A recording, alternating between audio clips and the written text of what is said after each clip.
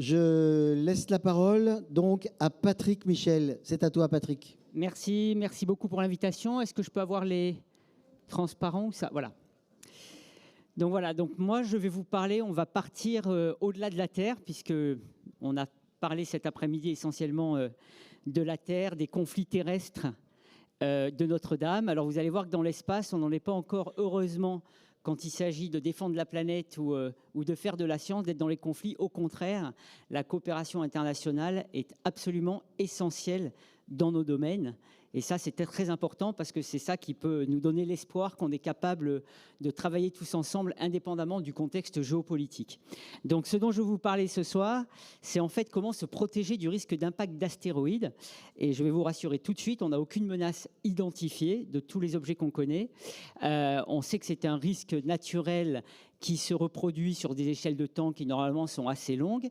Et on a un avantage par rapport aux autres risques, c'est qu'on a les moyens de le prédire et de le prévenir avec des moyens raisonnables et réalisables qu'on est en train de mettre en œuvre. Et donc, je veux vous montrer ce qu'on fait, qui dépasse parfois la science-fiction, puisqu'on a réussi à dévier un astéroïde. Et vous verrez les vraies images, les vrais films de cette déviation et de la façon dont on va vérifier à quel point elle a été efficace. Alors, je pense que certains d'entre vous ont vu le film Météore avec Sean Connery et Natalie Wood, qui décrivait justement comment on pouvait dévier un astéroïde. Il s'agissait à l'époque, on était en plein moment de la guerre froide, de faire avouer aux Russes qu'ils avaient des ogives nucléaires pointées sur les États-Unis et de faire avouer aux États-Unis qu'ils avaient des ogives nucléaires pointées sur la Russie pour que les deux réorientent leurs ogives nucléaires vers un astéroïde pour le dévier et en réalité pour l'exploser. Bon, ce n'est pas la meilleure méthode, mais c'était déjà un film qui montrait un petit peu ce qui pourrait se produire. Après, vous avez eu Armageddon. Et puis, plus récemment, Don't Look Up. Alors, Armageddon, depuis qu'on a fait mourir Bruce Willis, c'est justement ce qu'on essaie d'éviter avec nos missions spatiales. On veut essayer de dévier sans avoir à sacrifier un homme. Et Don't Look Up, par contre, est très intéressant parce qu'il montre un problème qu'on a actuellement dans nos domaines. C'est comment faire comprendre dans des médias en quelques minutes, en ayant passé après un influenceur et avant quelqu'un qui va vendre du dentifrice, faire passer un message sur un problème grave qui peut se produire. Et on voit Leonardo DiCaprio se mélanger les pinceaux pendant l'interview. Et puis surtout aussi comment parler aux politiques d'un sujet scientifique, parce que c'est vrai qu'on a un gros souci dans plusieurs pays, et y compris dans le nôtre, c'est que les politiques n'ont absolument aucune connaissance scientifique, c'est catastrophique, et en plus ils s'en foutent. Et du coup, quand on essaie de leur expliquer, alors là, du coup, ils réalisent que c'est intéressant, mais ils sont très loin de ça. Et ce qui fait que quand il y a un problème qui inclut un peu de science, on perd beaucoup de temps déjà à leur expliquer ça. Donc, moi, je me bats pour ça, c'est pour que la connaissance scientifique de base fasse partie de la culture, y compris du ministère de la Culture, pour deux raisons. D'abord parce que c'est important, tous les jours on le voit, on l'a vu pendant la pandémie, si les gens comprennent les statistiques, ils comprennent mieux ce qui se passe. Et puis quand on comprend scientifiquement les choses, c'est aussi une façon de s'émerveiller. Quand on regarde la nature et quand on comprend pourquoi le ciel est rouge le soir par exemple, on apprécie encore plus le ciel rouge, comme quand on regarde un tableau et qu'on sait pourquoi le peintre a peint son tableau comme cela, on l'apprécie encore plus. Et finalement, d'avoir ces petites connaissances de base scientifique permet de mieux comprendre comment le monde fonctionne et donc de mieux s'émerveiller. Bref, donc ça, c'était donc Look Up. Et on a fait mieux que ça, puisque en 2022, on a dévié un astéroïde avec une sonde, vous voyez une animation ici, qui, 580 kg, a tapé dans un astéroïde de 150 mètres de diamètre pour tenter de le dévier, et je vais vous expliquer comment. Alors à côté, vous avez une star du rock, pour étudier les rocs célestes, Brian May, le guitariste de Queen, qui est en fait aussi astrophysicien et qui nous aide beaucoup pour interpréter les images de ces astéroïdes. Je vais vous montrer un exemple, parce qu'en fait, c'est un expert de stéréoscopie. Vous savez que nos yeux, en fait, on voit en 3 dimensions, parce qu'on a 2 yeux qui regardent à 2 angles légèrement différents, et notre cerveau reconvertit ces 2 images en 3 dimensions. eh bien, Brian, on lui fournit des images prises à 2 angles différents de nos astéroïdes et il les convertit en images en 3 dimensions, ce qui nous permet de mieux appréhender, par exemple, quand on veut mesurer les hauteurs des rochers à la surface. Sur une image plane, on ne voit pas la hauteur. Et grâce à des images 3D, on peut voir la hauteur des roches et donc on peut mesurer mieux les formes, etc. Et c'est très important pour nous. Puis en plus, c'est très fun d'avoir une légende du rock qui travaille avec nous. Et d'ailleurs, je sors un livre le 13 mai dont il fait ma préface. Donc, vous aurez l'occasion de lire la préface d'une star du rock, mais une préface astrophysique, ce qui est sympa. Alors, avant de vous expliquer comment on dévie un astéroïde, on va remonter le temps pour comprendre ce que sont les astéroïdes. Alors ça, c'est en fait une image, bien sûr, d'artiste. On fait de l'art en astrophysique, qui vous représente le système solaire tel qu'il était il y a 4,567 milliards d'années. C'est facile à retenir, 4, 5, 6, 7, c'est le démarrage du système solaire. Notre système solaire, c'était une étoile entourée d'un gaz, de disques et de poussière. Donc vous voyez comme un disque dans un 33 tours, très plat, eh bien c'est du gaz et des petites poussières micrométriques, à peine aussi grosses que mes cheveux. Et en fait, au début, eh bien, ces poussières ont commencé à se rentrer dedans à basse vitesse et donc à croître, à faire des grumeaux comme ceux que vous avez sous vos lits si vous ne faites pas le ménage. Et puis certains ont continué à grossir pour finalement finir au stade de planète. Et d'autres n'ont pas grossi comme des planètes, sont restés à un stade relativement petit. Et ce sont ces restes des briques planétaires qu'on appelle les astéroïdes. Et la plupart d'entre eux sont maintenant situés dans une ceinture qui est entre Mars et Jupiter. Donc vous avez ici une image qui vous montre le Soleil à gauche, énorme, 99% de la masse du système solaire. Vous avez Jupiter, qui est la plus grosse planète, 300 fois la masse de la Terre. Vous avez les planètes telluriques à gauche, Vénus, Mercure, Vénus, la Terre et Mars, et puis les planètes géantes derrière. Et entre Mars et Jupiter, vous avez donc ce reste des briques qui ont formé les planètes, qui se sont parquées là, et qui forment une ceinture d'astéroïdes qu'on appelle la ceinture principale. Et donc, en fait, ces astéroïdes sont très intéressants pour nous parce que si on veut avoir les bons ingrédients pour fabriquer un système solaire, imaginez que le système solaire soit un gâteau. Eh bien, quand vous mettez vos ingrédients dans un bol et que vous les faites cuire, vous avez votre gâteau. Mais une fois que vous avez le gâteau, vous n'avez plus la recette. Pourquoi ? Parce que ces ingrédients ont chauffé, ils se sont transformés chimiquement, et donc à la fin, vous avez perdu la mémoire de leur composition initiale. Les planètes, c'est comme un gâteau. C'est du matériau qui a chauffé, qui s'est transformé. Et donc, quand vous étudiez une roche de la Terre, vous n'avez pas la composition initiale. Tout a été transformé par la chaleur. Et les astéroïdes sont restés suffisamment petits pour avoir gardé cette mémoire. Donc, en étudiant leur composition, on remonte le temps. Ça nous donne accès à la recette de cuisine qui nous permet de fabriquer le système solaire. Par ailleurs, à la fin de la formation de la Terre, il y a eu beaucoup d'impacts.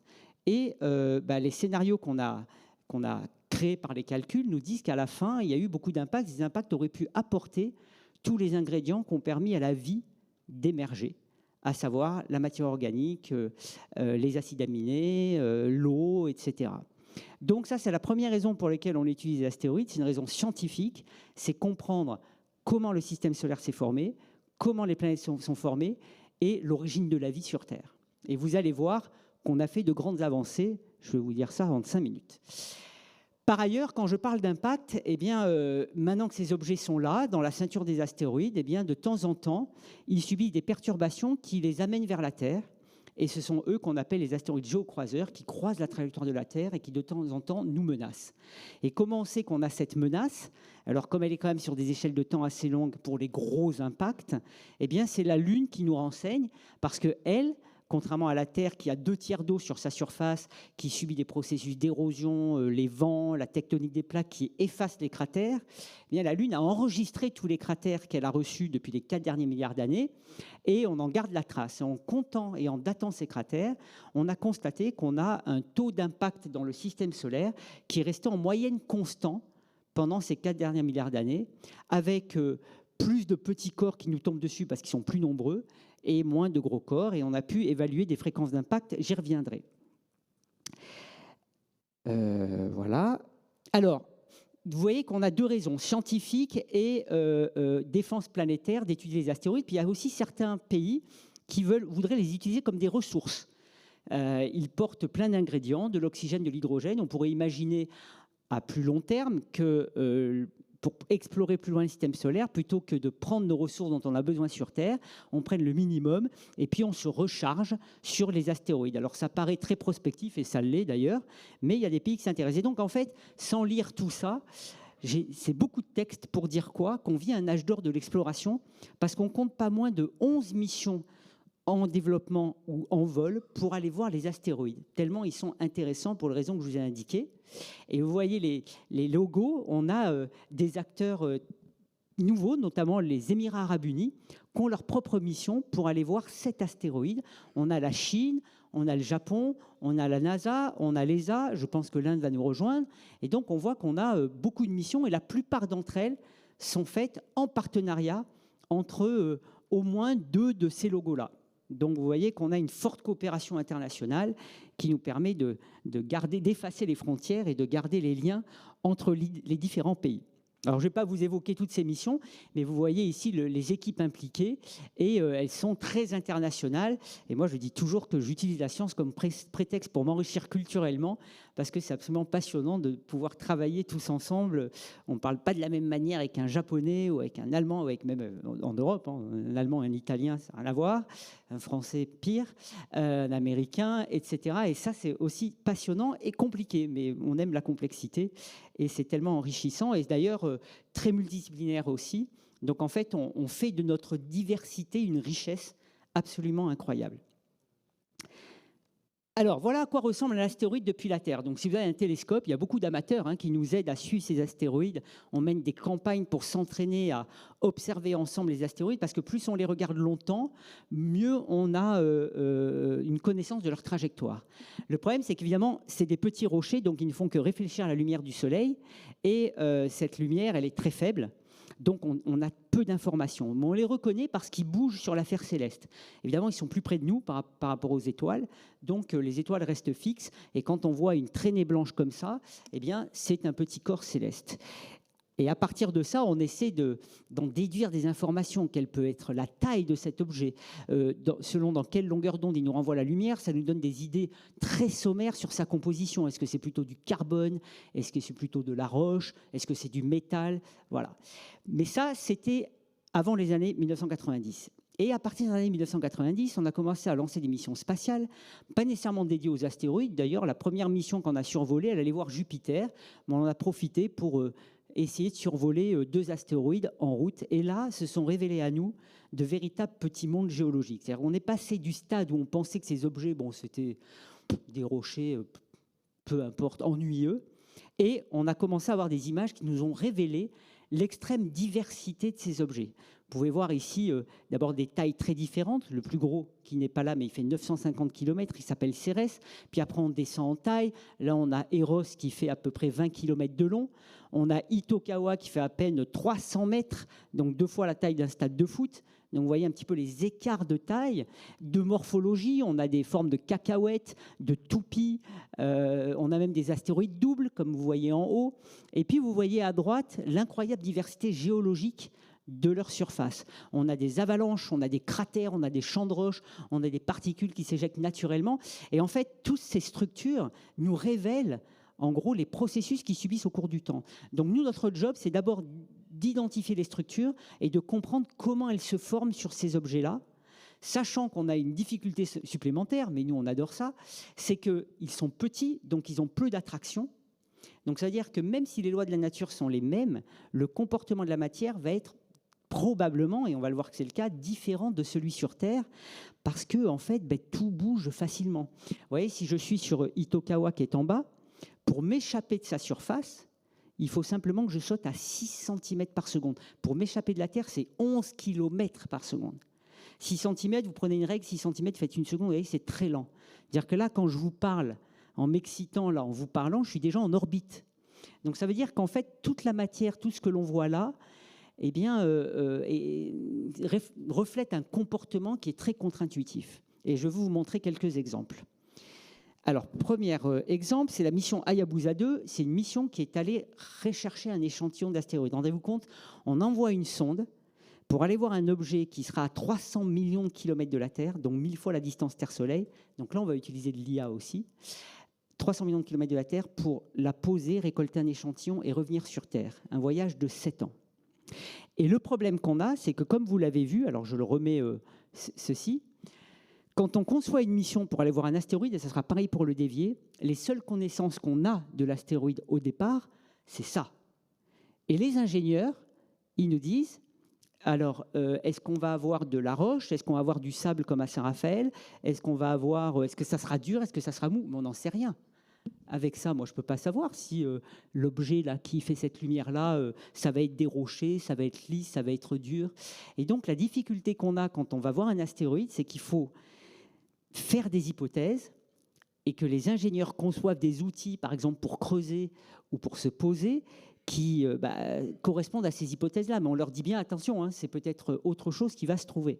Et effectivement, pour l'instant, comme on a très peu de connaissances de ces objets, à chaque fois, nous, les scientifiques, on s'est plantés, on leur a donné des mauvaises hypothèses. Et le premier exemple, c'était donc cette mission qui est partie le 3 décembre 2014 pour aller voir un astéroïde qui s'appelle Ryugu, qui fait 1 km de diamètre, dont le seul connaissance qu'on avait, c'était un modèle mathématique supposé que vous avez à droite, donc un corps à peu près sphérique, lisse, voilà, tranquille, et on voit la sonde qui part. Alors elle met 4 ans pour aller voir cet objet, elle arrivera le 27 juin, parce qu'en fait, même si la trajectoire de l'astéroïde que vous voyez en vert semble assez similaire à celle de la Terre, quand on part de la Terre, on ne peut pas aller en ligne droite voir l'astéroïde, parce que lui aussi, il tourne autour du Soleil. Donc si on va en ligne droite, on ne va ne faire que le survoler. Et si on veut rester à côté de lui, il faut une quantité de carburant phénoménale pour freiner. Et ça, ce n'est pas possible. Donc, du coup, on est obligé de faire comme lui des tours autour du Soleil pour petit à petit se rapprocher de sa trajectoire et finalement s'en approcher. Et donc là, on arrive le 27 juin 2018. Et là, c'est génial. C'est un sentiment incroyable parce que c'est la première fois qu'on allait voir un objet qu'on appelle carboné, c'est-à-dire sur la base des informations qu'on avait depuis la Terre, il devait être riche en carbone, pour justement répondre à la question, est-ce que ces objets contiennent de la matière organique, contiennent les briques du vivant? Et on voulait ramener des échantillons. Donc on avait vraiment le sentiment, le jour où on a les premières images, on se dit, OK, là on rentre dans l'histoire. Humblement dit, mais c'est vrai. On a un peu des explorateurs comme les Christophe Colomb, parce que dans les livres, avant les vraies images, on a ça, qui sont des images imaginées. Et puis, le jour où on a la première image, on peut, dans les livres, tout changer. Et finalement, on a ça. Et donc, ça, c'est la vraie image de cet astéroïde qui fait à peu près 1 km de diamètre. Et là, dans la salle d'opération, c'est génial parce que d'un côté, nous, on avait dit aux ingénieurs, ils nous avaient dit, voilà, pour descendre, prendre un échantillon, on aura une précision à l'atterrissage d'à peu près 50 mètres. 50 mètres à 300 millions de kilomètres. Hein. Donc, c'est pas mal. Et de façon autonome, la sonde doit pouvoir se guider pour descendre parce qu'avec un joystick, on met 20 minutes. Donc, c'est là où on utilise de l'intelligence artificielle pour que la sonde sache se repérer par elle-même. Alors, ce n'est pas des IA comme on a sur Terre parce qu'on n'a pas des centres de calcul énormissimes dans l'espace, mais quand même. Et on avait dit aux ingénieurs, oui, 50 mètres, ça ira parce qu'on s'attend à ce qu'il n'y ait pas de rochers à la surface, donc pas de problème. Et là, vous voyez, c'est rempli de rochers. Et là, c'est très bien d'être dans le rôle du scientifique, parce que nous, on est toujours content. Quand on fait une prédiction qui est fausse, on est super content, parce qu'on a un nouveau défi, nouveau truc. Et puis quand on fait une prédiction qui est juste, on est content aussi, parce qu'on est génial, on a réussi à prédire. Donc de toute façon, nous, tout va bien. Par contre, les ingénieurs, dans la salle, ils nous regardent, ils disent, ouais, enfin, vous êtes contents parce que ce n'est pas ce que vous attendiez, mais on fait comment maintenant? Donc j'ai vraiment une énorme reconnaissance pour les ingénieurs du spatial, parce qu'ils sont obligés de s'adapter à des conditions qui ne sont pas prévues. Et c'est normal, parce que si on savait tout, il n'y a pas de raison qu'on y aille, on y va pour apprendre. Et là, ils ont trouvé des solutions pour nous poser et ramener un échantillon, ce qui est absolument génial.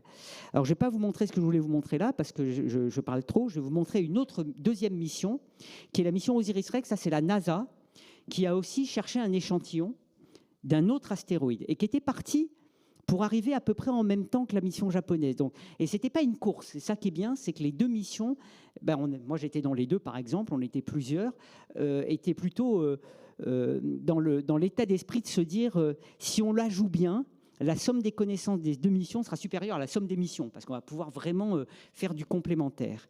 Donc cette mission Osiris-Rex, elle est partie en 2016, depuis Cap Canaveral, arrivée sur Bennu, un astéroïde de 500 mètres de diamètre en 2018. Et là aussi, Regardez ces images extraordinaires. Donc, c'est un corps de 500 mètres de diamètre, rempli de rochers. Là aussi, on avait dit, soyez tranquille, il n'y en aura pas. Très peu dense. Vous le mettez sur l'eau, il flotte. Il est à peine aussi dense que de l'eau. Donc, il y a beaucoup de vide à l'intérieur. Très noir. Le fond d'écran est en fait moins noir que l'astéroïde lui-même. On a poussé le contraste. Et c'est là-dessus qu'il fallait se poser. Et là, vous avez des images magnifiques. Regardez à droite. Ça, on est encore une fois à 1000 fois la distance de la Terre au Soleil. Vous avez ces rochers incroyable. Le plus gros, là, il fait plus de 5 mètres de haut. Et en fait, c'est extrêmement caillouteux, extrêmement rocheux, avec des diversités de roches qu'on ne comprend toujours pas. On a d'autres images incroyables. Regardez ça, ça fait 14 mètres de haut, avec un petit rocher qui pendouille là, parce qu'il y a très peu de gravité. Donc, en fait, tout se maintient tranquillement. Et il faut se poser là-dessus pour récolter un échantillon. Heureusement, grâce à Brian May d'ailleurs, qui nous a donné la hauteur des roches, on avait une contrainte, il ne fallait pas que les roches soient plus hautes que 1 mètre pour pouvoir se poser. Bon, il n'y avait rien, à part quelques endroits, comme vous voyez ici à gauche, cette espèce de cratère. Et là, on se dit, ah, enfin, on trouve un truc pour se poser. Sauf que ce truc-là, il fait à peine 13 mètres. Vous voyez ? Donc, imaginez, à 300 millions de kilomètres, il faut viser quelque chose qui fait à peine une dizaine de mètres de diamètre. Très compliqué. Et la technique, c'était celle-là. Eh bien, la sonde va descendre en 4 heures avec un bras qui se déploie de 3 mètres de long, au bout duquel il y a un cylindre. Très délicatement, parce qu'il n'y a pas d'attraction, on va toucher la surface et on va faire du touch and go. Donc, en quelques secondes seulement, le cylindre va toucher. Vous allez voir une expérience dans un vol parabolique en microgravité sur Terre. Le cylindre va toucher, voilà. Et une fois qu'il touche, on dégaze de l'azote. Donc, on crée un vent artificiel qui va permettre d'entraîner les poussières de surface dans des chambres de récolte sur le côté. Vous voyez l'histoire. Et l'idée, c'est de prendre un minimum de 60 grammes. On avait dit à la NASA, la réussite, c'est un minimum de 60 grammes d'échantillon. Mais on peut prendre jusqu'à 2 kilos, ça dépend de l'état de surface, pour dire que c'est réussi. Et après, le cylindre doit se remettre automatiquement dans une capsule qui rentrera sur Terre avec les échantillons. Vous voyez le genre de manip. Et on a réussi, donc le 20 octobre 2020, eh bien, le cylindre, vous voyez, ça c'est le vrai film, hein. Vous avez le cylindre et il va toucher. Et là, vous allez voir, une fois que l'azote va dégazer, ça va créer une quantité phénoménale de poussière. Donc là, on s'est dit, waouh, ça a marché. Mais ce qui nous a étonnés, c'est que vous avez vu, avant que le cylindre touche, on a plein de cailloux. Donc ça a l'air dur. Moi, quand on me lance un caillou sur la tête, ça va me faire mal. Et ben, en fait, quand le cylindre a touché la surface, il n'a senti aucune réaction. Comme s'il rentrait dans un beurre mou. Et là, on s'est dit, ah, ça c'est intéressant, parce que ça veut dire que ces astéroïdes, vous voyez, ça a l'air dur, hein. En fait, c'est tout mou. Donc ça veut dire que les images peuvent être trompeuses. Ces astéroïdes peuvent sembler durs, alors que quand on les touche, c'est mou. Ça, c'est intéressant. Si on ne touche pas, on ne sait pas ça. Donc ça vaut le coup d'expérimenter. Et vous allez voir que pour le test de déviation, ça a été un élément important. Donc voilà, donc ça a été ça. Alors, je n'ai pas le film après, mais on a eu un autre problème parce que, bon, toutes les péripéties, alors si ça vous intéresse, pas pour faire de la pub, mais j'ai mon livre en vente là et j'ai tout un chapitre sur toutes ces missions où je raconte telles qu'on les a vécues, ces aventures avec toutes les péripéties. Une d'entre elles, c'est que quand le bras est reparti, on a voulu vérifier si on avait bien pris des échantillons. Et donc, l'idée, c'était de retourner le cylindre vers la caméra de la sonde pour essayer de voir à l'intérieur. Et en faisant ça, on s'est aperçu qu'en fait, tous les échantillons repartaient. Le cylindre s'était coincé, il y avait un truc qui coinçait, il ne fermait pas. Et là, on se dit, oh non. En fait, indigestion, en gros. On avait tellement pris que le truc, il ne se fermait pas. Et là, les ingénieurs, pendant une semaine, ont galéré en bougeant le bras, etc. Et on a fini par le fermer. Donc ça, c'est bien. Et elle est revenue. Le 24 septembre 2023, vous avez ici la capsule, donc 7 ans de voyage, qui revient avec le parachute qui s'est ouvert, heureusement, parce que quand on voit la capsule qui rentre dans l'atmosphère à fond la caisse, qui prend 35 G, 35 fois la gravité, et qui finalement, le parachute s'ouvre, ça c'est magnifique. Et la moralité, c'est qu'on a pris non pas 60 grammes, mais 120 grammes. Alors, une petite anecdote quand même, parce que c'est rigolo, c'est que la capsule est redéplacée après ça au Johnson Space Center, à la NASA, là où on analyse les échantillons. Et puis donc, il faut que ce soit dans une chambre d'azote gazeux, donc stérilisée, hein, parce qu'évidemment, les échantillons, si jamais ils voient l'atmosphère, ils sont contaminés. Or, nous, on veut pouvoir analyser ces échantillons avec leur composition telles qu'elles étaient sur l'astéroïde, évidemment. Donc, il ne faut surtout pas qu'ils voient l'atmosphère, rien. Donc, ils sont dans une chambre. Pour y accéder, il faut des gants en latex, en fait, qui sont accrochés à la sonde. Enfin, c'est toute une manip. Et la NASA voulait faire une grande conférence de presse pour annoncer la masse des échantillons. C'était le 8 octobre, je me rappellerai toujours, 2023. Grande conférence de presse pour analyser la masse des échantillons récoltés, pour montrer qu'il y a plus de 60 grammes. Enfin, très content. Et alors, quelques jours avant, les types à NASA Space Center, il y a le cylindre qui est dans cette chambre et ils doivent le dévisser pour l'ouvrir et voir où sont les échantillons. Et là, ils mettent les mains, les outils sont évidemment à l'intérieur, on ne peut rien rentrer. Hein. Et puis là, ils commencent à dévisser et là, il y a une vis. Oups, marche pas. La vis, elle a été altérée. Ah, ben c'est ballot parce qu'on n'a pas le bon outil du coup. Donc du coup, ils n'ont pas pu ouvrir. Et puis la NASA, le soir, elle avait la conférence de presse. Et là, ça, c'est les Américains, c'est incroyable. Donc du coup, on dit au directeur de la NASA, on ne peut pas vous dire la masse. Ah, mais maintenant qu'on a toute la presse et tout, on fait la conférence. Et ils ont parlé 2 heures pour ne rien dire, mais ça avait l'air génial. C'est incroyable. Et moralité, ce qu'il a fallu faire quand même, c'est que c'est quand même con, une mission à $1 milliard et c'est un petit outil qui nous manque pour dévisser.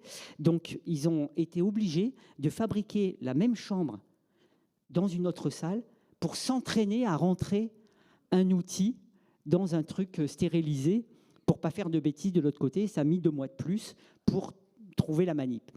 On a ouvert et donc, pour ces 2 missions, elles ont ramené donc, des échantillons qui ont permis d'identifier que dans les astéroïdes, on a non seulement de la matière organique, on a trouvé 20 000 molécules, types de molécules organiques, des acides aminés, mais surtout des bases nucléotides, c'est-à-dire les bases de l'ARN et de l'ADN. Elles y sont toutes, et des sucres.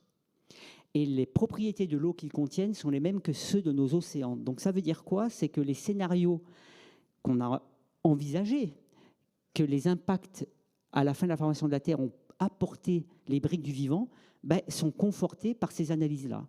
Ils contiennent bien toutes les briques du vivant. Après, bien sûr, le problème, c'est de savoir est-ce que quand on met ça ensemble, on arrive à faire la vie, il manque encore un petit quelque chose. Mais au moins, on a réussi à identifier ça. Alors, il se trouve que Bennu a une probabilité d'impact avec la Terre qui est faible, mais pas nulle pour 2182. Vous me direz, d'ici là, de l'eau aura coulé, pour le coup. Mais ça veut dire qu'on a effectivement des objets qui portent des risques d'impact.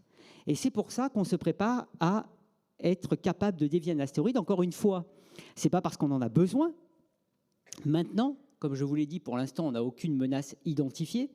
Mais on sait que ça se concrétisera sur le long terme et c'est un des seuls risques, si on se prépare bien, qu'on peut éviter. Et comme je le dis toujours, les dinosaures auraient bien aimé avoir une agence spatiale pour les sauver. Donc si on peut être un peu plus malin et faire en sorte que, on est prêt avant d'en avoir besoin, ça sera bien parce qu'en fait, il y a énormément d'étapes à accomplir avant d'être prêt. Et une d'entre elles, c'est effectivement d'avoir au moins un test de déviation d'astéroïdes validé au-delà du papier. Alors voilà le risque d'impact par les chiffres. Vous voyez qu'en fonction de la taille de l'objet, donc on va aller pour les plus gros, 10 km de diamètre, c'est l'extincteur d'espèces, les dinosaures. C'est en moyenne tous les 100 millions d'années. Donc c'est des échelles de temps très longues, on les connaît tous, il n'y en a aucun qui nous menace, on est tranquille. Après, 1 km, c'est le seuil de catastrophe à l'échelle du globe, peu importe où ça tombe. Et là, il y en a à peu près 1000. On les connaît aussi quasiment tous, les fréquences d'impact en moyenne tous les 500 000 ans. On est à peu près tranquille aussi. Maintenant, on s'intéresse à ceux de 140 mètres de diamètre. Donc ça, c'est le seuil de catastrophe à l'échelle d'une région. Et là, on n'en connaît que 40%. Donc on aimerait découvrir les 60% restants, même si les fréquences d'impact à nouveau sont faibles, 20 000 ans. Mais bon, même la probabilité de gagner au loto est faible, il y en a qui gagnent. Donc on préférerait s'assurer qu'il n'y a pas de problème, sachant qu'il n'y a pas de raison non plus de s'inquiéter. Moi, je prends ma moto tous les jours pour aller à l'observatoire. Je pense que je prends plus de risques que de me prendre un astéroïde sur la tête. Si vous pouvez me prendre une météorite, ça m'aiderait bien parce que ça me permettrait de l'analyser, mais pas un astéroïde. D'ailleurs, petite anecdote, vous savez que la dernière météorite qui est tombée sur le toit d'une maison en France, c'était en Essonne en 2011. Donc une dame dans sa maison a reçu une météorite sur son toit. Et elle s'appelait Madame Comète. Vous voyez, comme quoi c'est... Donc, Donc là, l'idée, c'est de faire le recensement de tous les objets plus grands que 140 mètres de diamètre. Et la NASA va lancer un télescope spatial qui s'appelle NEO Surveyor en 2027, qui va faire le job en 10 ans, depuis l'espace. Donc vous voyez, quand je vous dis que c'est possible de prédire le risque, oui, ça l'est. Parce que déjà, depuis la Terre, on a déjà bien avancé avec les 1 km. Et depuis l'espace, on peut faire les 140 mètres. Par exemple, prédire un tremblement de terre, c'est plus compliqué. Prédire plein d'autres catastrophes naturelles, c'est compliqué. Pour les astéroïdes, on a cette possibilité. Donc ça, c'est la prédiction. Ça, c'est tous les événements qu'on a depuis 1988 à 2023. C'est les explosions qu'on a dans l'atmosphère. En moyenne, on a une bombe d'Hiroshima en termes d'énergie qui explose dans l'atmosphère par an. Évidemment, on ne sait pas pourquoi. Parce que des événements très locaux se produisent en général au-dessus de la mer. On a 2/3 de la surface de la Terre qui est faite d'océans et de déserts, en fait. Je crois qu'il y a 3 ou 4% de la surface qui est peuplée. Donc, évidemment, des événements locaux, en termes de probabilité, se font plus souvent là où il n'y a personne pour les observer. Mais de temps en temps, ça arrive. Donc, on a un fameux, le 15 février 2013, un météore qui a explosé à 27 km dans l'atmosphère, qui faisait une quinzaine de mètres de diamètre, qui a été vu par toutes les caméras des voitures russes, parce que c'était en Russie, à Tcheliabinsk, qu'elles ont pour pouvoir montrer quand elles ont tort ou raison, enfin bref. Et là, vous avez ce météore qui a été filmé par plein de voitures. 35 bombes d'Hiroshima en énergie, et il y a eu 1000 blessés. Parce qu'en fait, les gens, quand ils ont vu la lumière, sont allés à leurs fenêtres et quand ça a explosé, sont pris les bris de verre. Donc la moralité, c'est que si vous êtes aussi curieux que moi, résistez si vous voyez quelque chose de bizarre dehors, attendez un peu parce qu'il peut se passer des choses comme ça et c'est dommage. Parce que par exemple, cette dame-là qui prend sa pause café, elle a mal choisi son moment, du coup elle va se prendre un collègue sur elle, paf, voilà. Donc ça c'est fait, ça c'est l'explosion du météore, n'est-ce pas? Et puis l'instinct de survie fait que quand on ne comprend pas ce qui se passe, on regarde et puis surtout, on s'en va. Voilà, bye bye. Et puis choisissez les portes derrière lesquelles vous vous mettez, parce que là, vous voyez, ça fait ça, boum. Voilà, donc ça c'est des trucs qui arrivent, des événements qui se produisent en moyenne tous les siècles, une fois par siècle, mais c'est la première fois que ça se passait au-dessus d'une zone habitée, pour la raison que je vous disais. Le fait que, heureusement, la Terre n'est pas très peuplée. Par contre, les zones peuplées commencent à s'étendre. Donc, même des événements locaux, il faut qu'on y fasse attention maintenant. Parce que, par exemple, des villes comme Dubaï n'existaient pas il y a encore 40 ans et maintenant s'étendent. Donc, il faut qu'on y fasse un peu plus attention. Donc, la défense planétaire, il y a 3 volets. La prédiction, la caractérisation, la prévention. Donc, la prédiction, c'est identifier, faire l'inventaire des objets. Ça, on est en train de le faire.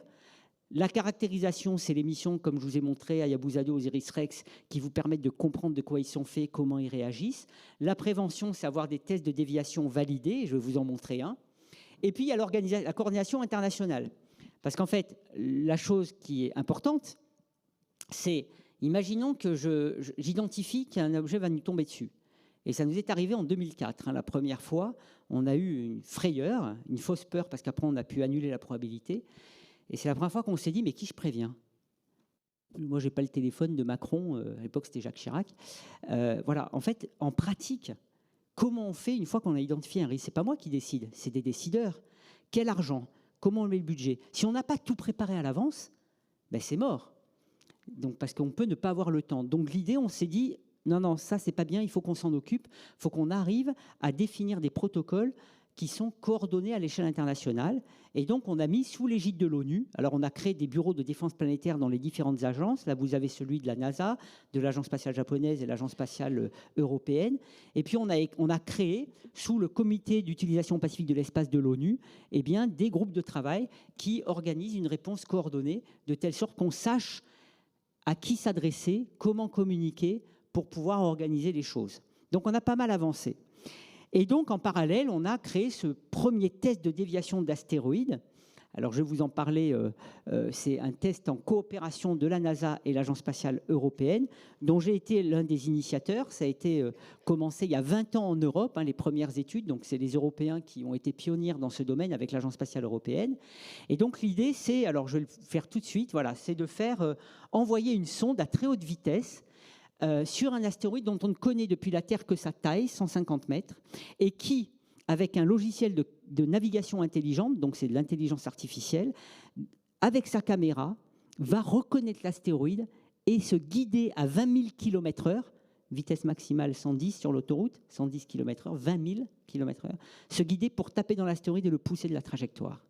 Donc ça paraît de la science-fiction, mais on l'a fait. Et donc, la façon dont on s'est organisé pour faire ça, je regarde simplement l'heure parce qu'il ne faut pas que je sois trop en retard, c'est qu'en fait, on ne voulait pas dévier un corps autour du Soleil. Pourquoi ? Parce qu'on ne veut pas créer un risque qu'on cherche à éviter, comme c'est la première fois, ça serait ballot. Donc, on s'est dit non, on ne touche rien autour du Soleil. On sait qu'on a 15% des astéroïdes qui sont comme la Terre et la Lune en petit, c'est-à-dire munis d'un corps principal comme la Terre, mais celui-là fait 800 mètres, et d'une petite Lune comme notre Lune, mais celle-ci fait 150 mètres de diamètre. Et elle tourne en 11h55 autour du corps principal.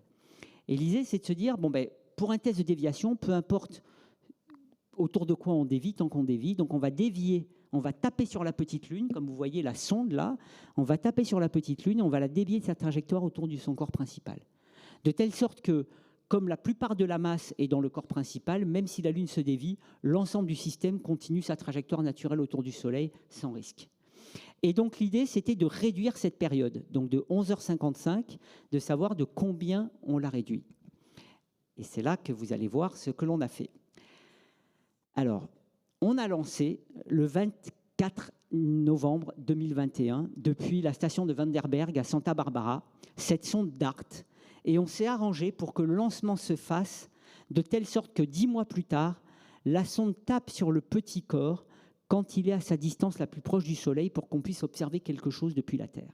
Et ça, on sait le faire par le calcul. Donc, on savait 10 mois avant, à la seconde près, quand est-ce que l'impact aurait lieu, le 26 septembre 2022 à 19h14 et 41 secondes. Voilà ce qu'on fait avec les maths. On est capable, 2 heures après le lancement, une fois qu'on sait comment la sonde se comporte, calculer à une seconde près, 10 mois plus tard, quand l'impact doit avoir lieu. Voilà la sonde. Donc c'est ce que je vous disais, c'est tout simplement une sonde avec son moteur, avec ses panneaux solaires, avec sa caméra et son logiciel de navigation intelligente. Et elle va pouvoir ça c'est le moteur, le NextC. Ensuite, je crois qu'on va voir la caméra, mais bon, de toute façon, le logiciel. Et ça c'est l'antenne, évidemment, pour communiquer les données à la Terre. Et donc, c'est tout ça qu'on envoie. De toute façon, elle va exploser dans l'astéroïde et on va profiter de sa vitesse et de sa masse pour dévier l'astéroïde de sa trajectoire. Ça, c'est les premières images qu'on a eues. Donc là, maintenant, on est, ça y est, le 26 septembre 2022, on est aux États-Unis. Cet astéroïde, comme pour tous les astéroïdes qu'on va voir, c'était un modèle mathématique imaginé sur la base de ce qu'on savait depuis la Terre et on rêvait d'avoir les vraies images. Et alors, cette première image, en fait, ne correspondait pas à ce qu'on pensait. Bon, c'est un peu long, on poserait la question. Mais en tous les cas, vous allez voir qu'on a une surprise, puisque quelqu'un a pris cette photo où j'ai le ciel qui me tombe sur la tête. Qu'est-ce que c'est que cet objet ? C'était, oui, on ne s'attendait pas du tout à ça. Et puis, donc, l'idée, c'est de taper sur le petit, qui est à gauche. Et là, je vais vous montrer le vrai film, donc, qui est pris. Donc là, c'est la caméra de DART qui est en train d'arriver à 20 000 km/h sur l'astéroïde. Et je vais vous montrer les 5 dernières minutes, accélérées évidemment, multipliées par 10, parce que sinon il faudrait toute la conférence. Mais on est à 5 minutes avant l'impact. Voilà. Et donc regardez à gauche, donc vous voyez le gros et le petit. La sonde essaie de se repérer avec des points lumineux, c'est les cercles rouges, pour pouvoir s'orienter. C'est saccadé parce qu'en fait, elle essaie de garder le petit au centre et donc elle ajuste ses propulseurs tout le temps pour pouvoir. Et là, on est en autonome. Et là, maintenant, il y a écrit Precision Locked, donc ça veut dire que c'est calé sur l'astéroïde, on est sûr que ça va se produire. Et là, on n'a qu'à admirer les images qui nous révèlent à quoi ressemble ce petit corps qu'on appelle Dimorphos, qui fait à peine la taille d'un stade de foot, jusqu'à ce qu'au final l'impact se produise et que la dernière image, elle a explosé avant de nous renvoyer tout, donc voilà, c'est bleu. Mais c'est un succès total, c'est historique, c'est la première fois que l'être humain dévie un astéroïde de sa trajectoire. Et ça, c'est un moment d'émotion tellement énorme que, fort heureusement, un documentaire m'avait demandé de filmer ce moment quand on était dans la salle à observer, et je vous le montre parce que c'est pour ça qu'on fait tout ça. Ah, oups, je l'ai passé trop vite. Donc voilà, donc là on est dans la salle avec tout le monde, on n'a plus rien à faire puisque c'est en autonome, qu'à découvrir à quoi ressemble cet objet après 20 ans de travail. Voilà, donc à chaque image, on découvre. Alors on est comme des gamins évidemment. Voilà, donc là, plus ça s'approche, plus on voit la tension monter. plus on pète un câble, comme on dit, voilà. Et puis à la fin, la dernière image. Voilà. Ben on s'amuse mieux que dans les films, en fait. Hein. Voilà, et puis là, c'est avec le directeur de l'ESA et de la mission suivante dont je vais vous parler, où on est comme des fous. Voilà. Voilà. Quelques minutes plus tard, on avait ces images d'un télescope en Afrique du Sud, qui est un télescope de l'université d'Hawaï, qui nous envoie ces images où on voit la luminosité augmentée de l'astéroïde. En fait, la poussière émise est réfléchissante et on voit ce panache de poussière partir. Ça s'est pris depuis la Terre. Et on s'est dit, on a explosé l'astéroïde. Ouh là là, c'est pas bon. Ben non, heureusement, il est encore là, le petit. On a même ces images magnifiques du télescope Hubble qui nous a montré... là, ça fait 10 000 kilomètres. Hein. C'est-à-dire qu'en fait, on a expulsé 10 millions de kilos de poussière. Donc, quantité phénoménale. Et elle s'est étalée grâce au vent solaire. Elle est poussée. Et elle s'étale sur des dizaines de milliers de kilomètres, comme sur une comète. En fait, on a créé une comète. C'est absolument incroyable. Et donc, maintenant, ce qu'on sait, alors on sait qu'on a réduit le temps que met la petite lune pour tourner autour du cours principal de 33 minutes, pardon. Donc maintenant, elle tourne en 11h22. Donc ça a été assez efficace. Mais on ne sait pas trop interpréter. Pourquoi ? Parce qu'il nous faut savoir dans quel état elle est maintenant. Est-ce qu'on a fait un cratère ? Est-ce qu'on l'a déformé ? De combien on l'a poussé ? Et comme la sonde elle a explosé dans l'astéroïde, ben, on n'a pas de résultat. Donc en fait, on a la dernière image entière de l'objet qui est comme ça, mais on sait que ça n'existe plus. On a tapé dedans, mais on aimerait bien savoir, parce que moi je fais des calculs d'impact, et je veux savoir s'il faut que je reproduise un cratère, si oui, de quelle taille, quelle profondeur, ou si je dois complètement déformer le corps. Ça me permet d'utiliser ça pour d'autres scénarios. Et on ne sait pas. De la même manière, la dernière image, là, les 3 rochers au milieu de l'image, à droite, ben, ils n'existent plus non plus. Donc, il nous faut quoi ? Ben, il nous faut un détective. Et le détective, c'est la mission ERA de l'Agence spatiale européenne, qui, tel l'inspecteur Colombo dans la série, et d'ailleurs comme lui, on connaît le criminel au départ, puis après on enquête, et puis il a toujours un problème avec sa femme, eh bien, comme lui, il doit retourner sur la scène du crime pour nous dire dans quel état est Dimorphos. Et donc c'est une sonde, c'est la première fois en Europe qu'on envoie une sonde qui est non seulement faite d'une sonde principale, mais aussi elle contient en elle-même 2 petits bébés, 2 petits CubeSats, c'est des boîtes à chaussures, qui vont être déployés à proximité, à plus grande proximité, et qui vont pouvoir enquêter. Notamment, l'un d'entre eux a un radar français basse fréquence qui va sonder l'intérieur de l'astéroïde. Alors cette sonde, je vais passer, on a fait des tests, alors j'ai aussi plein d'anecdotes, par exemple très rapidement là on est dans la salle blanche, donc vous savez les salles blanches où on fait tous les tests, il faut se couvrir de plein de choses parce que tout doit être d'une propreté incroyable. Et puis quand on l'a sorti au bout de 6 mois, on s'est aperçu qu'il y avait une chauve-souris dans la salle blanche. Bon, voilà. Non, mais il y en a plein des trucs comme ça, hein, je ne raconte pas. Ben, prochain livre, je raconte toutes ces histoires, je lâche. Hein. Là, vous allez voir que c'est un peu artisanal parfois. Voilà, on fait des tests électromagnétiques, etc. On l'a lancé sur un Falcon 9 à Cap Canaveral. On s'est pris un ouragan. Il y avait Hélène d'abord, Milton après. Donc, je pourrais vous raconter tout ce qui s'est passé pour que finalement, ça c'était le matin même quand on allait à Cap Canaveral, vous voyez le temps qu'il faisait et on devait lancer et on n'avait que 16 secondes pour lancer. Donc le type il éternue 16 secondes et il oublie d'appuyer le bouton, on doit revenir le lendemain. Donc on est parti, on s'est dit on va jamais lancer, puis finalement on a réussi à lancer. 3, 2, 1, ignition, engines full power, voilà, and avec une Falcon 9, on voit qu'il fait pas beau quand même. Go Hein. Falcon, go SpaceX. Voilà, on crie encore évidemment. Vehicles pitching downrange. Donc cette sonde, c'était le 7 octobre 2024. Quelques heures plus tard, on avait ce film fourni par SpaceX qui nous montre notre petite sonde partir dans l'espace interplanétaire. C'est la dernière image qu'on aura de la sonde, puisqu'évidemment après, il n'y a plus de caméra pour l'observer. Elle a survolé, alors voilà, ça c'est des moments d'émotion incroyables. Hein. C'est toutes ces aventures, des aventures humaines, parce qu'on travaille des décennies ensemble. Donc quand on va au lancement, on se retrouve, on voit nos femmes, nos ex-femmes, parce que les divorces, statistiquement, en 20 ans, il y en a. Et puis les enfants qui ont grandi. C'est incroyable, c'est des aventures humaines géniales.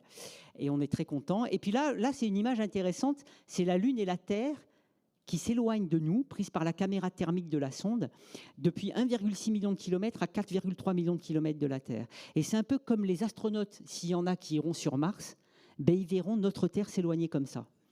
Voilà, je passe rapidement, j'ai quasiment fini. On a survolé Mars et sa petite lune Phobos. Je vous montre rapidement des images voilà, de la petite lune. Vous savez que Mars a 2 petites lunes qui font à peine quelques dizaines de kilomètres de diamètre, et ça, c'est l'une d'entre elles. Et donc, la sonde maintenant est en route vers Dimorphos, l'astéroïde double, et elle va arriver quand? Ben, cette année, novembre. Et donc, attendez-vous à avoir... Alors, je ferai une conférence à Nice, au Centre universitaire méditerranéen, pour vous dévoiler les images prises depuis la sonde. Donc on va pour la première fois savoir à quoi ressemble un astéroïde sur lequel on a tapé et de combien on l'a dévié, avec toute une enquête qui va durer 6 mois avec ce déploiement des CubeSats, des petits satellites qui vont pouvoir nous révéler voilà, à quoi ressemble cet objet-là. Donc ça, c'est pour, ça finira le test de déviation, on l'aura entièrement documenté, on pourra interpréter ce qui s'est passé et l'extrapoler à d'autres scénarios. Je finis j'ai 8 secondes, je vais gratter 1 minute, parce que, en fait, après ça, il y a quand même quelque chose dont il faut que je vous prévienne. Le vendredi 13 avril 2029, sans risque, donc les superstitieux, oubliez vendredi 13, un astéroïde qui s'appelle Apophis, qui fait entre 300 et 400 mètres de diamètre, va passer à 32 000 km de la Terre. Ça veut dire moins d'un dixième de la distance de la Terre à la Lune, à l'intérieur de l'orbite des satellites géostationnaires. Et il est tellement gros qu'on verra depuis Saint-Raphaël, s'il fait beau, mais il fera beau, ça sera la nuit, sa lumière à l'œil nu. Et ça se produit une fois tous les 7000 ans. Ça veut dire qu'on est la seule civilisation qui a cette chance. On est là au moment où on peut admirer la petite lumière d'un petit reste des briques des planètes qui va survoler la Terre. Et c'est tellement incroyable que du coup l'ONU a accepté une résolution pour faire de l'année 2029 l'année mondiale des astéroïdes, pour sensibiliser le public à la science et à la défense planétaire de ces objets, pour rassurer tout le monde. Ne croyez jamais ce que vous entendez si on vous dit qu'Apophis va nous tomber dessus. Non, non, il va nous rater. Mais les forces de marée, donc la gravité de la Terre va être si forte qu'on s'attend à ce qu'il y ait des mouvements de surface, peut-être de la restructuration sans danger. Et c'est pourquoi on envoie une sonde pour aller voir l'astéroïde, mesurer ses effets de marée et transmettre au public en direct les images prises depuis l'astéroïde. Donc vous imaginez, vous regardez la lumière dans le ciel et sur vos écrans, vous avez les vraies images telles que je vous ai montré de ces petits corps complexes, un peu comme ceux d'entre vous qui ont vu Neil Armstrong se poser sur la Lune et qui regardaient dans le ciel la Lune en même temps. C'est incroyable, ça reste dans la mémoire collective. Donc on envoie une mission qui s'appelle Ramsès, qui est une collaboration de l'Agence spatiale européenne et de l'Agence spatiale japonaise, qui sera lancée en courant avril-mai 2028, pour arriver fin février 2029 et enquêter sur cela avec, pour la première fois, et c'est la France qui le fait, on va mettre un sismomètre sur l'astéroïde. On a des décennies de sismologie sur la Terre, sur la Lune, aussi Mars. Et là, on va mettre sur un astéroïde parce qu'en fait, quand il va passer près de la Terre, il va vibrer et on veut mesurer comment les ondes sismiques se propagent à l'intérieur, ce qui nous renseigne sur la structure interne. Et tout ça, on va vous le faire vivre. Moi, je rêve de voir des enfants regarder la lumière et avoir sur leurs écrans le vrai astéroïde. Ça va être assez génial. Et encore une fois, coopération internationale avec l'Agence spatiale européenne et la JAXA. Voilà, je termine là en disant que nous, on s'éclate, on fait de la science, on essaie de vous en faire profiter. Et j'ai toujours ce message de dire que dans la vie, avoir une vie exaltante, c'est accepter le temps long, parce que tout ça, c'est du temps. Les échecs en cours de route, c'est pas grave. Savoir s'entourer de gens avec qui on aime travailler et qui sont une source d'enrichissement, accepter le goût du risque et être curieux, et ça nous sauve de tout. Et surtout, on maintient le lien entre les scientifiques dans le monde entier, parce que, indépendamment des contextes géopolitiques et des tarés qui veulent faire la guerre, nous, on maintient ce lien-là, et celui-là, ça nous permet d'avoir une humanité. N'oubliez jamais qu'il n'y a pas de plan B pour nous. Notre Terre... on s'en échappera pas, on mettra des astronautes sur Mars et la Lune, c'est sûr, ils iront explorer, mais les seules conditions de vie qu'on a pour une espèce, c'est la Terre, donc il faut qu'on fasse attention, elle est fragile, et on doit continuer à travailler ensemble et à s'émerveiller, parce que pour résoudre les problèmes, il faut garder une part de rêve. Voilà, je vous remercie beaucoup.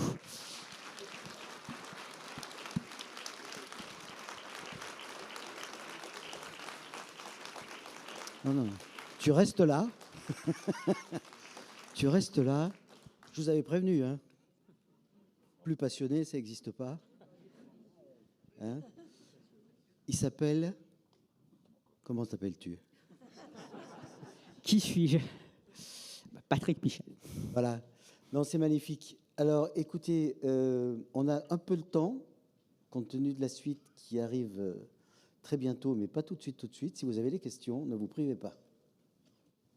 Madame.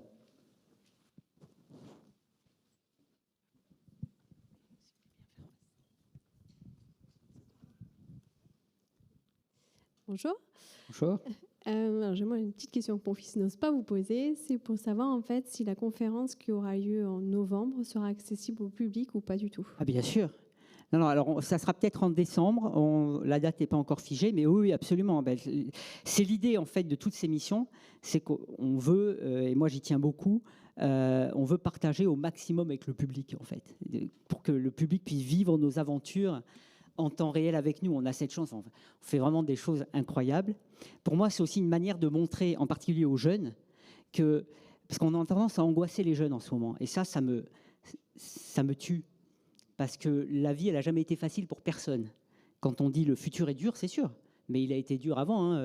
Nos grands-parents, ils allaient chercher l'eau avec un âne et ils devaient laver leurs trucs. Donc, il y a quand même des choses qu'on arrive à résoudre.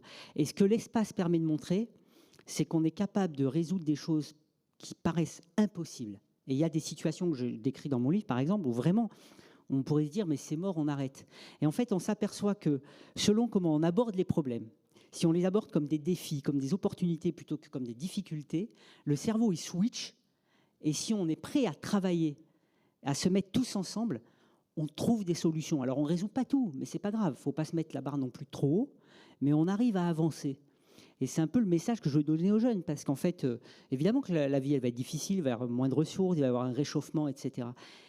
Mais voilà, il ne faut pas baisser les bras.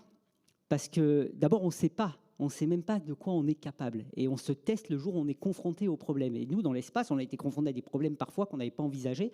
Et on arrive à trouver des solutions. Apollo 13, quand ils ont ramené les astronautes, ce n'est pas évident. Hein. Donc du coup, voilà, c'est un peu ce message-là que je veux donner. Et au travers de cette accessibilité au public de nos images, de nos aventures, ça permet de montrer ça. Donc oui, absolument. Et c'est pourquoi d'ailleurs, toutes les images qu'on aura, normalement, on les garde un certain temps pour pouvoir publier, pour après les donner au public, mais publier d'abord, parce que sinon, n'importe qui peut. Ben, on essaie de le réduire au maximum pour faire en sorte qu'en quasi-temps réel, le public puisse partager ça. Donc, les conférences qu'on fait là-dessus seront publiques, absolument. D'accord, ok, merci. Juste encore une petite question, si c'est possible. Voilà, c'est un enfant qui aimerait être astrophysicien, comme vous. Et je veux savoir si vous avez des petits conseils. Voilà. Alors, moi, j'ai un conseil qui en réunit plein. C'est que quand on a envie d'une chose et qu'on est sûr qu'on en a envie, il faut écouter personne. Il faut bosser, voilà, il faut travailler. Après, ça marche ou pas, hein, mais il faut travailler. Ça ne veut pas dire que ça va marcher, mais ce n'est pas grave. Même un échec, on apprend. Mais il faut travailler. Par contre, quand on doute de ce qu'on veut faire, là, il faut prendre des conseils. Mais il y a un moment donné, enfin moi, je vois là où j'en suis, mais à ton âge, jamais. Mais à un moment donné, je me suis dit, j'ai envie de faire ça, il faut que je tente. Je me suis donné à fond, mais je savais que j'avais une probabilité que ça ne marche pas, parce que pour être astrophysicien, dans la recherche, il y a un poste par an pour plusieurs centaines de candidats. Hein. S'il fallait les passer tous, il faut 300 ans. Donc, on a très peu de postes. Donc, la probabilité est plus grande de ne pas être astrophysicien que de l'être, mais ça ne compte pas. Il faut bosser. De toute façon, on apprend, et parfois, on va au bout de ses rêves, et parfois pas, mais ce n'est pas grave, on fait autre chose. Donc oui, il faut y aller, mais il faut bosser. Et rester curieux, et pas avoir peur du risque, et pas avoir peur de se planter. Moi, je me suis ramassé des tas de fois. L'émission que je vous ai montrée là, ça a été plusieurs itérations. Hein. J'ai un livre là où je raconte à quel point j'ai pleuré quand on a été retoqué une première fois et que je pensais que tout s'effondrait. Et puis finalement, comme je dis à ceux qui me disent parfois, non, mais le budget, je ne veux pas diminuer ton enthousiasme. Je dis, non, pour diminuer mon enthousiasme, il faut me tuer. Donc, voilà, il faut être un peu tenace, mais en acceptant que ça ne marche pas. Hein. Voilà, c'est tout. Merci beaucoup. Bonjour. Concernant la mission de la sonde qui s'est exposée sur le petit astéroïde, il n'a pas été possible d'envisager un module qui se séparait avant et qui freinait pour pouvoir photographier justement le. Mais si, et en fait, comme j'avais que 48 minutes, j'ai gratté, je n'ai pas montré cette partie-là. Mais effectivement, la sonde, 2 semaines avant son arrivée, elle a déployé une petite boîte à chaussures qui a survolé l'astéroïde, qui a donné des images des premières minutes après l'impact, que j'aurais pu vous montrer. Mais en fait, ça ne répond pas... Alors, c'était déjà très bien, mais ça ne répond pas à notre objectif de savoir dans quel état est l'objet, son état final. Pourquoi ? Parce que quand on est sur un corps qui a très peu d'attraction, tout est plus lent. Et en fait, même si on a fait un cratère, le cratère, pour se développer, il met plusieurs heures. Donc, il aurait fallu qu'on ait quelque chose qui reste au moins plusieurs heures. Or, comme cette chose-là a été déployée 2 semaines avant, en fait, elle est passée très vite. C'est déjà beau qu'elle ait réussi à faire une photo, mais elle est passée très vite et donc on n'a pas le résultat final. Et l'idée qu'on avait au départ, c'était d'envoyer les deux, la sonde ERA et la sonde DART, ensemble. Et ce que je disais sur l'échec qu'on a eu, c'est qu'à l'Agence spatiale européenne, quand on a proposé cette mission avec DART, alors qu'on était les Européens les initiateurs, les États membres ont refusé de la financer. Alors que c'était blindé, c'était génial. On arrivait ensemble, ça pouvait permettre de dire l'Europe et les États-Unis font le premier test de déviation. Et moralité, on nous a retoqué. Et du coup, c'est les Américains qui ont dévié et nous on arrive 4 ans après. 4 ans après, pourquoi ? Parce que quand on a été retoqué, et c'est ce qu'on dit en tout cas, j'étais le seul à dire on n'abandonne pas. Je suis allé voir le directeur général de l'Agence spatiale européenne le janvier suivant, c'était au mois de décembre 2016, je me rappelle de ma vie. Janvier suivant, j'ai dit non, on ne peut pas abandonner. J'avais plein de jeunes, en plus, c'était leur rêve. Et il dit non, mais attends, mais c'est mort. De toute façon, on arrive après. Non, non, non, c'est pas mort, parce que même en arrivant après, ce qu'on doit mesurer, ça restera. Il va falloir convaincre les États membres, etc. Donnez-nous une chance. OK, on vous laisse une chance. Et en 2019, on a été accepté. Et c'est pourquoi on a pu lancer en 2024. Donc parfois, il faut accepter le temps long. Les jeunes, vous avez l'habitude de vouloir réussir tout de suite. Hein. Vous mettez un truc sur Instagram, vous avez 10 000 likes. Ah, ça y est, succès. Non. La vie, c'est pas ça. La vie, c'est accepter parfois qu'il faut quelques années avant d'y arriver. Et c'est pas grave. On n'a pas besoin d'être génial tout de suite, hein. Et jamais d'ailleurs. On a besoin d'être heureux et d'aimer ce qu'on fait. Voilà. Et une dernière question sur l'astéroïde qui va s'approcher de la Terre à 32 000 km. Quelle dimension il fait et est-ce qu'il y a un risque pour des satellites en orbite ? Alors, il fait entre 300 et 400 mètres de diamètre. Donc, il est pas mal. On n'a pas la taille exacte parce que c'est quand vous avez la lumière que vous recevez d'un objet, en fait... pour une même luminosité, il peut être petit et très brillant ou très gros et très sombre. Donc il y a une autre information qu'il nous faudrait, c'est la fraction de lumière réfléchie qu'on n'a pas. Donc on sait qu'il fait entre 300 et 400 mètres. Voilà. Alors on ne sait pas si c'est 300 ou 400, mais en gros c'est ça. Alors là, heureusement, donc on a les satellites géostationnaires qui sont à 36 000 km de la Terre. Lui, il va passer à 32. Donc on pourrait dire, oui, il y a peut-être un risque, mais non, parce qu'il arrive de façon inclinée par rapport au plan de la trajectoire terrestre et par rapport au plan de la trajectoire des géostationnaires. Donc il passera devant eux, mais il ne les verra pas. Et à 32 000, on n'a pas de satellite, donc on est bon. Mais on aura le nôtre, qui arrivera pour l'observer. Mais voilà, on sait à s'approcher. Encore que c'est compliqué. Merci beaucoup. Pardon ? Non, à moins que ça. On a une incertitude maintenant qui est à peine de quelques kilomètres. Sur 32 000, donc on est tranquille, mais on a une petite incertitude de 32 km. Alors, si j'ai 10 secondes, ou non ouais. Donc l'anecdote, c'est que quand on l'a découvert en décembre 2004, c'était Noël, 2004, on était 3 à faire les calculs de probabilité à l'époque, et j'avais un Américain, un Italien, et puis moi. Bon, donc l'Italien m'appelle, il dit « Patrick, est-ce que tu as vu ce nouvel objet ?» Je regarde, et il dit « J'ai calculé une probabilité de 2,7% pour 2029. » Je dis « Ah bon ?» Bon, on a des méthodes de calcul différentes, trouve la même chose. Puis notre collègue américain qui se réveille un peu plus tard, la même chose aussi. On dit, et c'est là qu'on s'est dit qui on appelle. Donc moi, c'était Chirac, je n'ai pas son numéro. Lui, c'était George Bush et Berlusconi en Italie. Donc mal barré. C'est dit, on est un peu dans la mouise. Et heureusement, on a trouvé d'autres observations précédentes qui dataient du mois de juin. En recoupant avec celle de décembre, on éliminait l'impact en 2029. Mais on avait une incertitude de 600 mètres sur sa trajectoire en 2029. En fait, il y avait un petit trou de 600 mètres vers les 32 000 km. S'il passait dedans, ça s'appelle un trou de serrure, il tombait sur Terre en 2036. Donc, il y a des endroits dans l'espace comme ça où si un objet y passe, quand il revient, il tombe sur la Terre. Et c'était ce petit truc de 600 mètres, est-ce qu'il passe dedans ou à côté, etc., qu'on a levé seulement en 2013. Il nous fallait vraiment une précision sur la trajectoire et c'est des observations radar qui nous ont permis ça. Alors l'anecdote, c'est qu'on a levé 2036 et là on s'est aperçu que mais il peut tomber sur Terre en 2044. Il a fallu d'autres observations pour finalement voir qu'il nous ratait en 2044, mais après c'était 2068. Et puis finalement en 2021, on a tout résolu et il ne nous tombe pas dessus. Et là, ce qui ne nous a pas aidé, c'est qu'on ne s'était pas rendu compte à l'époque que voilà, c'est un objet qui évidemment émet des craintes, etc. Alors dans la nomenclature, quand on découvre un objet, on lui donne le nom de l'année 2004, et puis après l'ordre du mois. Bref, ça faisait 2004 MN4. Et ceux qui l'ont découvert ont proposé un an après de l'appeler Apophis, parce qu'ils étaient fans de la série Stargate. Mais sauf qu'Apophis, c'est le dieu du chaos dans la mythologie égyptienne, et c'est le destructeur dans Stargate. Et après, il a fallu qu'on explique pendant des années qu'il n'y avait pas de risque. Un vendredi 13. Voilà. Non, on est malins, hein, les astrophysiciens. Alors, question sur les astéroïdes qu'on a découverts. Donc les gros, a priori, on connaît les 4 géocroiseurs, c'est ça.